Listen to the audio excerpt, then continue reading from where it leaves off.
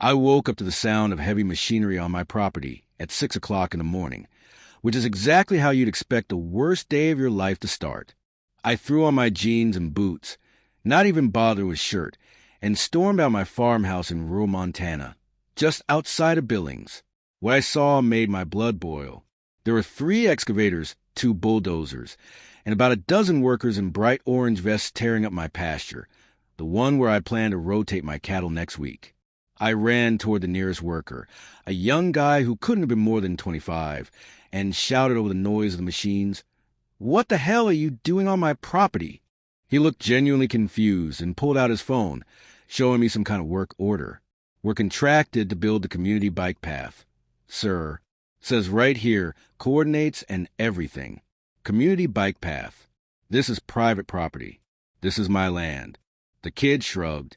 "I just do what the paperwork says. Man, you'll have to talk to whoever hired us." I stormed back to my house and grabbed my phone, pulling up the contact information for the Whispering Pines HOA.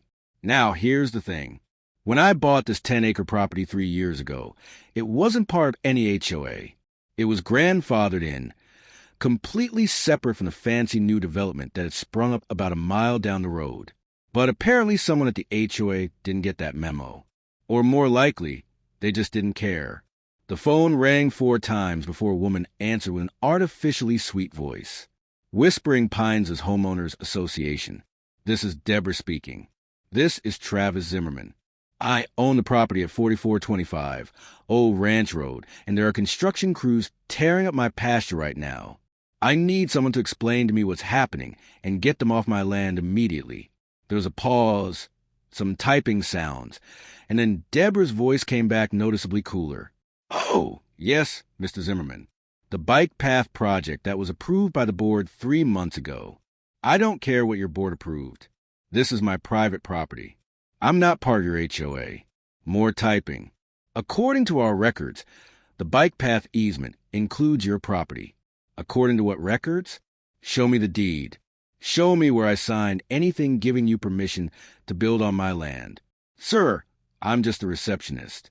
You'll need to speak with Mrs. Patterson, our HOA president.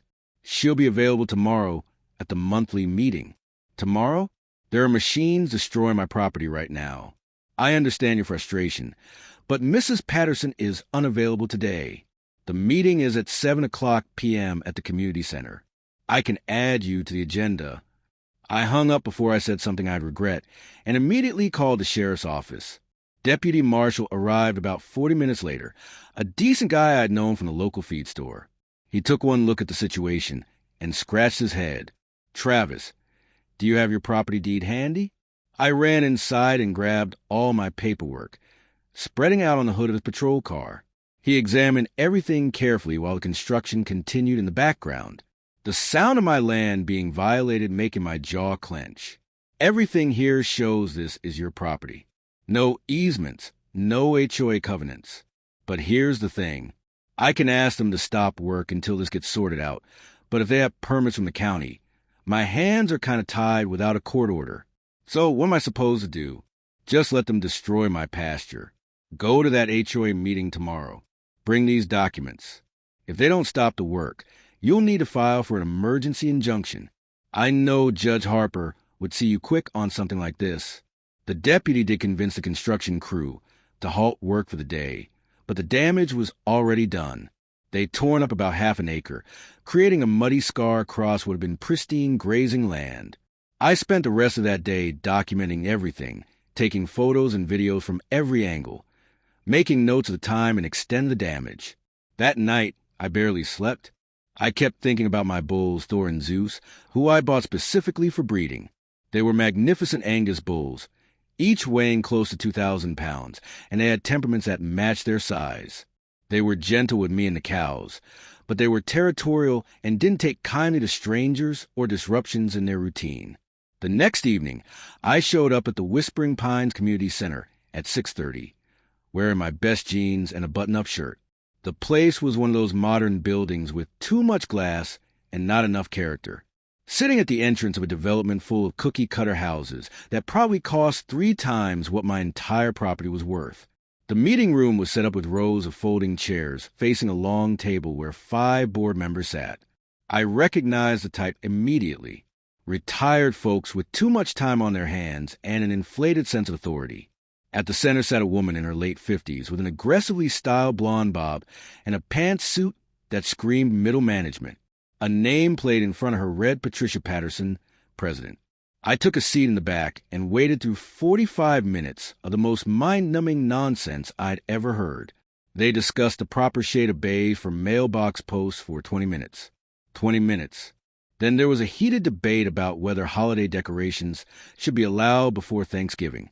Finally, Patricia looked at her agenda and called my name.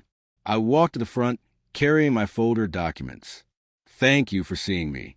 I'm Travis Zimmerman, and yesterday morning construction crews began tearing up my private property without my permission, supposedly to build a bike path. Patricia smiled, but it didn't reach her eyes. Yes, Mr. Zimmerman. The Whispering Pines Bike Path is an exciting community improvement project that we've been planning for over a year. It will connect our neighborhood to the city trail system. That's great, but you're building it through my private property. I'm not part of your HOA, and I never gave permission for this. She glanced at the other board members, and I caught a look passing between them. Mr. Zimmerman, when you purchase your property, you should have been informed that the county has designated that corridor as a future public greenway. Show me the documentation. I don't have it with me right now, but it's all on file with the county. I pulled out my deed and the title report I'd gotten when I bought the place. This shows no easements, no greenway designation, nothing. This is private agricultural land. Patricia's smile tightened. Well, perhaps your title company missed something. Regardless, the county has already issued the permits and construction is scheduled to be completed within 6 weeks. You can't just take someone's property because you want to build a bike path. An older man at the end of the table, his nameplate reading Robertson Treasurer, spoke up. Actually, if the county has designated as a greenway, there are provisions for public use. Then the county needs to go through proper legal channels and compensate me. You can't just show up with bulldozers. Patricia's voice took on a sharp edge. Mr. Zimmerman, we're trying to improve this community. This bike path will increase property values for everyone in the area, including you. You should be thanking us. Thanking you. You destroyed half an acre of my pasture. I think you're being unnecessarily dramatic. It's just some grass. It's not just grass. It's my livelihood. I raise cattle.